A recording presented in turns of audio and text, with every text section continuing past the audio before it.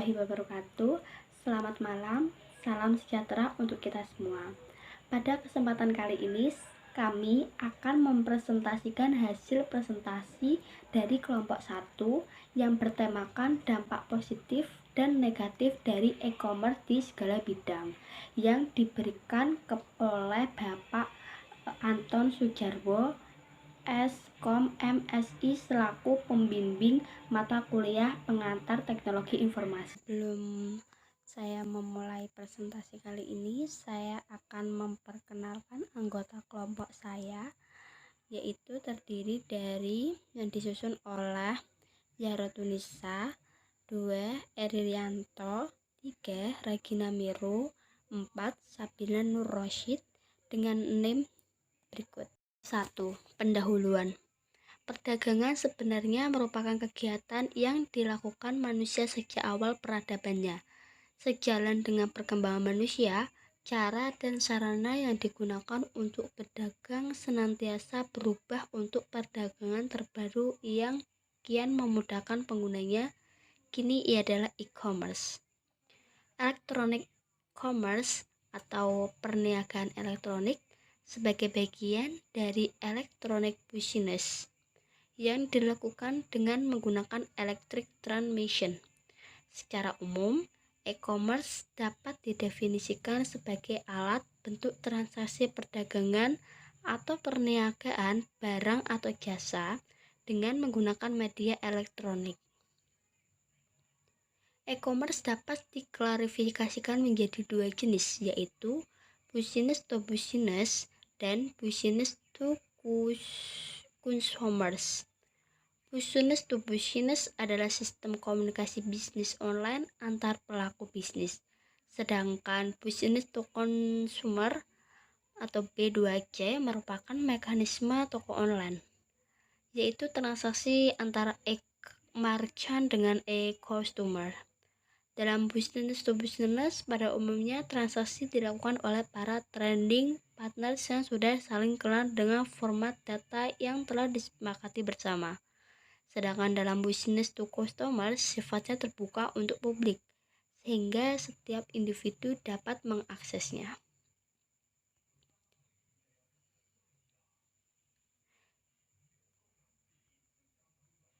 Yang selanjutnya, bab 2, pembahasan. Perdagangan elektronik. Secara umum, e-commerce dapat didefinisikan sebagai segala bentuk transaksi perdagangan atau perniagaan barang atau jasa dengan menggunakan media elektronik.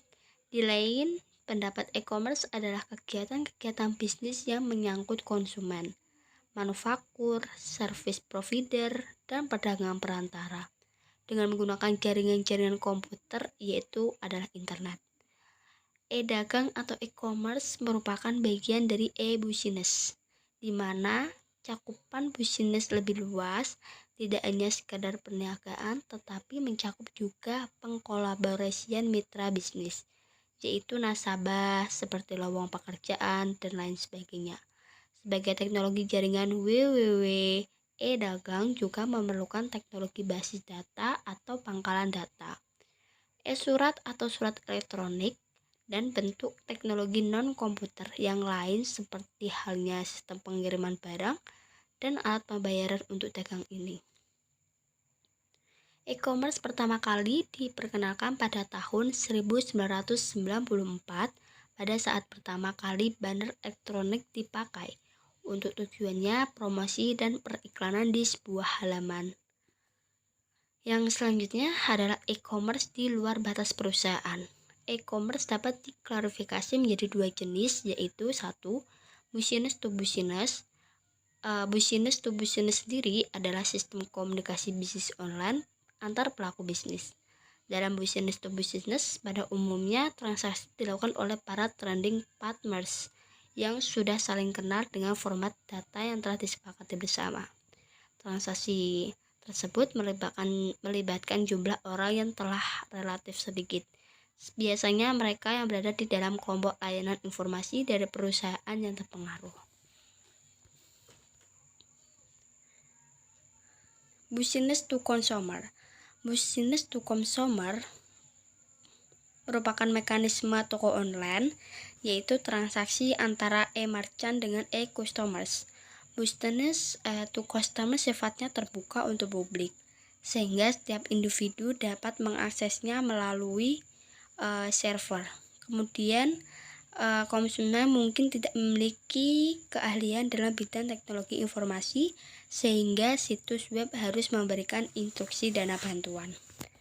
Manfaat-manfaat yang diharapkan dari e-commerce tersendiri yaitu perbaikan layanan pelanggan sebelumnya, selama, dan setelah penjualan.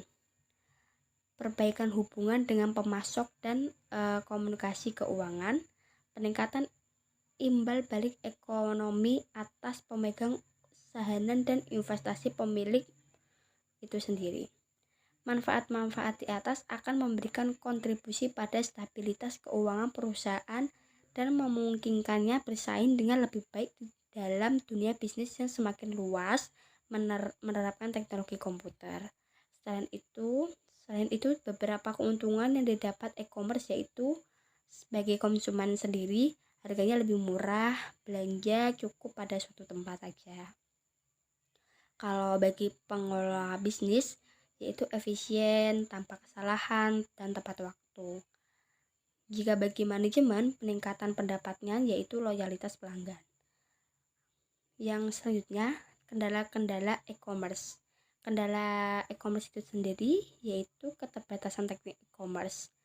Kenapa? Karena ada kekurangan sistem keamanan, kehandalan, standar, dan beberapa protokol komunikasi. Alat pengembangan perangkat lunak masih dalam tahap perkembangan dan sedang berubah dengan cepat. Sulit meyakinkan perangkat lunak, internet, dan EC dengan aplikasi dan database yang ada sekarang ini.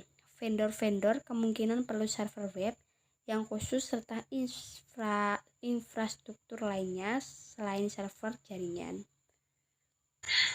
2. Keterbatasan non-teknis e-commerce, biaya dan justifikasi. Dalam kurung 34,8% dari responden, biaya pengembangan IC dalam rumah bisa sangat tinggi, dan kekeliruan yang disebabkan oleh kurangnya pengalaman bisa mengakibatkan adanya delay atau penangguhan. Sekuritas dan privasi, dalam kurung 17,2%. Kedua isu ini penting khususnya di wilayah B2C, lebih khusus lagi isu security yang dipandang serius dibanding yang sebenarnya bila diterapkan inskripsi yang tepat. Ukuran-ukuran privasi secara konstan bisa diperbaiki, tapi pelanggaran memandang isu ini sebagai persoalan yang sangat penting. Dalam industri IC memiliki tugas jangka panjang dan berat untuk meyakinkan pelanggan bahwa transaksi online dan privasinya sesungguhnya sangat aman. Sedikit kepercayaan dan resistensi pemakaian, 4,4%. Pelanggan tidak mempunyai penjualan tanpa wajah yang tidak mereka kenal, atau kadang-kadang mereka tidak percaya bahkan meskipun sudah mengenalnya. Transaksi tanpa kertas dan uang elektronis. Karena ini pengesaran dari toko fisikal ke toko virtual kemungkinan menghadapi kesulitan sendiri. Integrasi bisnis.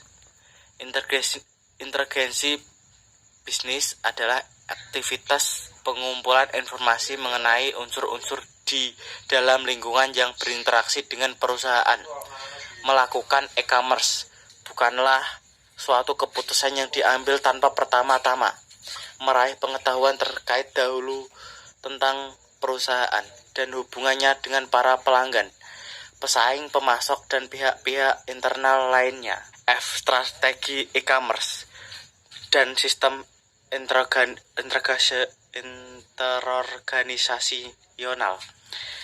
Masalah dalam menentukan integrasi e-commerce yang terbaik memiliki beberapa kemungkinan solusi. Namun strategi yang paling sering digunakan disebut-sebut adalah strategi di mana unsur-unsur yang ada dikaitkan dengan intermisidas elektronik. Nama yang diberikan untuk strategi ini adalah sistem integrasional atau IOS. Istilah yang sering dipergunakan untuk IOS adalah EDI, yang merupakan singkatan dari Electronic Data Interchange atau pertukaran data elektronik. Kedua istilah di atas sering kali saling bertukar penggunaan, tetapi jika ditarik satu garis perbedaan, EDI dianggap sebagai subkumpulan dari suatu sistem interorganisasional. Pertukaran data elektronik adalah salah satu cara untuk mendapatkan suatu sistem interorganisasional eksternet yang serupa dengan internet, tetapi terbatas hanya untuk mitra-mitra bisnis yang terpilih dan terpercaya. Di beberapa organisasi mulai menggantikan EDI. Nah, materi selanjutnya akan dibawakan oleh Syabil Nur Rashid. 2. Aplikasi retail. Aplikasi web yang paling dikenal oleh kalangan umum ada retail. Banyak para retail membuat dompet mereka yang dapat secara langsung diakses melalui web. Beberapa lebih memilih untuk bergabung dengan toko-toko lain di suatu situs gabungan yang disebut Mall Maya atau virtual mall, dengan harapan bahwa satu nama mall akan lebih mudah untuk dikenali dan ditemukan daripada nama toko mereka masing-masing. Saran-saran keberhasilan penggunaan internet. 1. Pastikan situs web Anda kuat. 2. Pastikan browser dan struktur basis data Anda fleksibel maupun intuitif. 3. Menekankan isi. 4. Sering diperbarui. 5. Melihat di luar pelanggan. 6. Tunjukkan isi pada kebutuhan spesifik pengguna. 7. Menjadikan internet intuitif. 8. Berada di lokasi web yang tepat. 9. Ciptakan rasa kebersamaan. 10. Carilah bantuan jika Anda membutuhkannya. Dampak internet pada bisnis di masa mendatang. Para pengguna internet adalah sekelompok yang beragam. E-commerce sedang mengalami perkembangan baik di Amerika Serikat maupun di seluruh dunia.